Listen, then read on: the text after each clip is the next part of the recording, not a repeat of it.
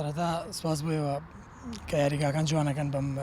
هاتنتان بۆ راپۆرتە جوانەکانتان. سپاس بخوای ئێمە لە دوای یاریکردن یاریێکمان لە ساحی خۆمان لەگەڵ نادیان دریان کرد سێ خاڵی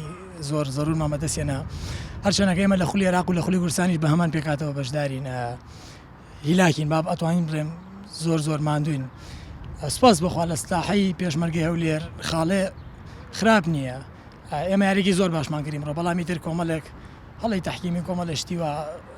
ڕێگر بوون یعنی نەمانتوانی هەقدەین بە یاریەکە بە شێوەیەکی ئەوە کە بۆن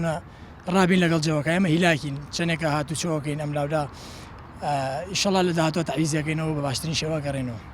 بەڕاستی ئەو یاریە بۆ ئێمە زۆر زۆر و دوای ئەوەی کە لە یاری گارە لە دەرەوە یاریگای خۆمان توعادلمان کرد ئەو یاریە لە یاریگای خۆمان پێویستمان بەسێ خاڵ بوو بۆ ئەوەی ئەرکمان ئاسانتر بێ بەڵامی دی ئەوە تۆپی پێەیە هەر ئەنجامێک بێ قبوڵی بکەین توعادلمان کردووە ئەبێ لە یاریەکانتر لەو دو یاری کەماومانە هەردوو یاری بینەوە بۆ ئەوەی سەرکەوین بۆ چارگۆشەی زێڕین ئیشاڵڵا تعویزی هەردوو یاری ڕابردوو دەکەینەوە لەو دو یاری کەماومانە.